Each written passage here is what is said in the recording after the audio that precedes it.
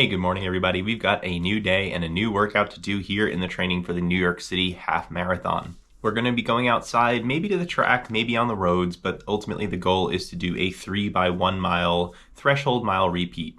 I like to mix up threshold miles in two different ways. One is repetitions where I do 3x1, 4x1, 5x1 with a 1 minute rest in between each of the threshold miles to let my heart rate come down a little bit and be able to perform again at that threshold effort. I also like to mix it in my long runs where I'll do some easy run, marathon pace, easy run, threshold pace, easy running, marathon pace, something like that, where I'm jumping in and out of those different paces and using them for different interval sessions in the middle of a longer run. Now, while I'm talking about the plan for today, I want to just go back quickly to the last video I posted, which was a recap of what I've done so far in the plan building up to the New York City Half in 2023. I do just want to leave you with this little piece of advice. It's got some random stuff, but stick with me. This is a little GoPro handle that I was using. It used to have some tripod legs that popped out. I had to buy a new one because one of the legs had kind of gotten loose. So what I did was I just ripped off all three of the tripod legs, and now I've got this light handle that is lighter than anything I've had. I can still extend it and use it to record running and things like that, but it works great for me now, even though I broke it. Then I also have a pair of snowboard boots that, again, stick with me.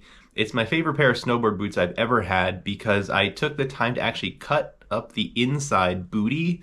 There's like an insole boot sort of that wraps around your foot inside a snowboard boot, for those who don't know. I cut out spaces and shaved down some of the material where it was just a little bit tight on my foot. So I basically broke it and customized it to my foot.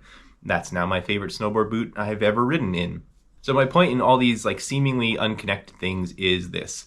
When you look at my training plan, for those of you that are newer runners, a lot of people commented, over time saying they were going to try following my plan. What I recommend is look at my plan, look at a bunch of other people's plans who share them on blogs, videos, YouTube, whatever it might be, internet websites. Take it all in. Figure out what works for you, your body, your situation.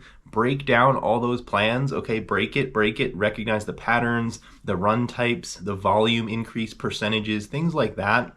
But break it all down and make it then work for you. And I think that's really important. Don't be afraid to break something. Don't be afraid to change something that someone else is doing. It's really important that you customize it for you, your injury history, your mileage history, your experience, and then you build it back up from there using all the tips and things that you pull from different people. I just want to say that I think it's really important. Sorry for my weird little analogy to other items around my house here, but that's the point that I'm trying to make, is don't just follow mine to a T. I think it could work for some people, particularly those who are newer to running. I know it's scary to really have an idea of breaking something down and trying to build it back up for yourself, but it's a good idea to get used to it. Maybe after one cycle, see what worked for you, what didn't, make it your own as you build a training plan for running, unless you're using a coach that's going to build a plan just for you. So let me finish my coffee and my breakfast, then we'll go outside and get this 1 mile repeat workout done.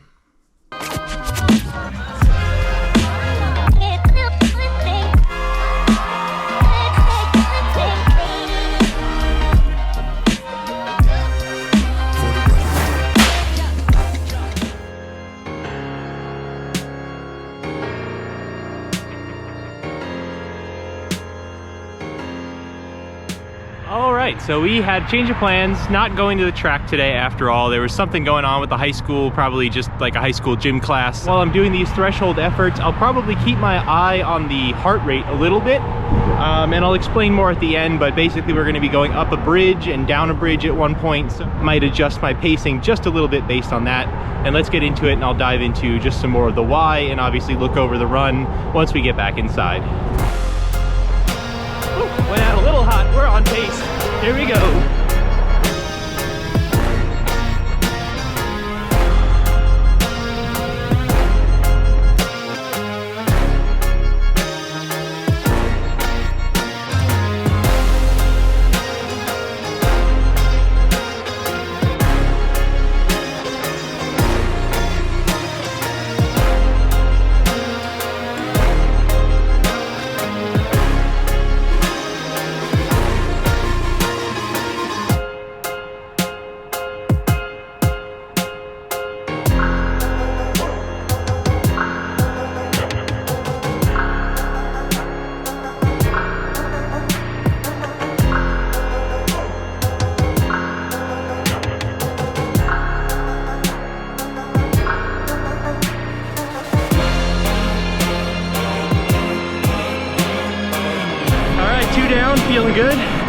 more to go. 1 minute rest, just 1 minute. Goes really quick. Just that 1 minute goes by, lets you catch your breath, avoids the lactic acid just a little bit, and then we're right back into threshold pace.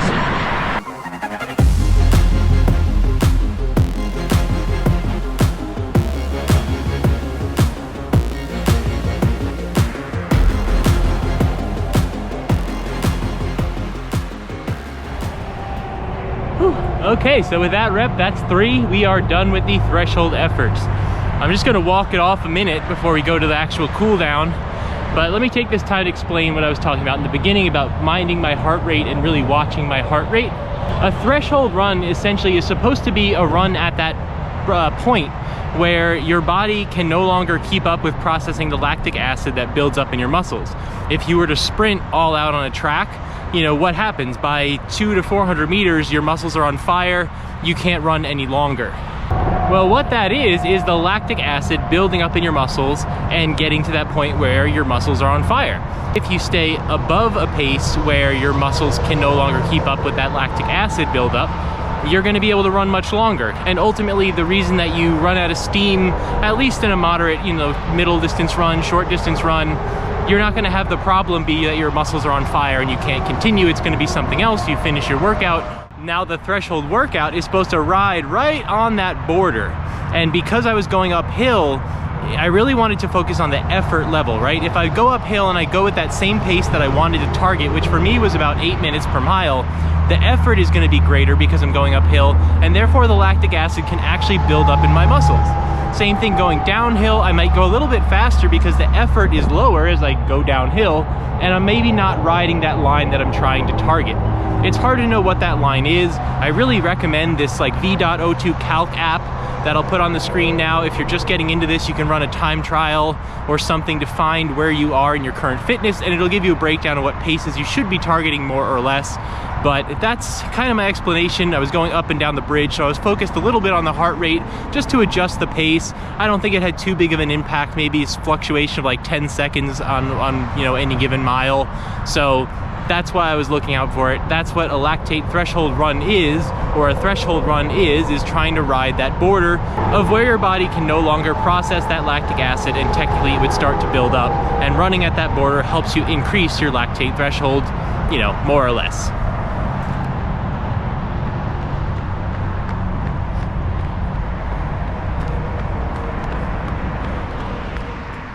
All right, everyone, let's take one last look at this run from today and really dive into the details. First up, we'll just put the overall mile pace on your screen. The first one I'm always a little bit hesitant, but also the second and third mile included mostly the downhill or the return from a little bit of an uphill in the first one. But overall, I'm very happy. They're about 10 seconds apart as far as the mile times. Fairly consistent, and if anything, little progression's never a bad thing in my mind. Now I'll also put up this pace graph. These are the 3 middle miles, and you can see like a little black sliver there. That's just where I took that 1 minute rest, stopped the watch, so the heart rate sometimes dives or the activity dives a little bit because it doesn't know what's going on in that break period. But you can see just a little bit fast in the beginning. I drew in the elevation map because the one that the watch was showing probably just had me running straight into the Hudson River. It doesn't recognize a bridge. So you can see it was a little bit downhill, and that's when my pace was just a little bit quicker. Then it leveled out very nice and smooth for the second half of that mile. Mile 2, you can see just progressed a little bit quicker. That's because it was a little bit of an uphill and a downhill, just cresting the top of that bridge.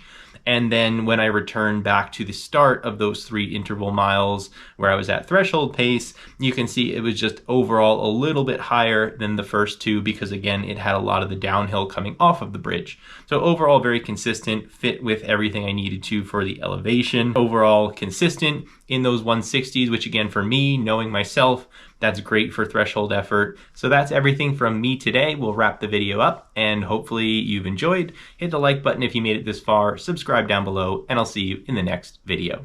Take care.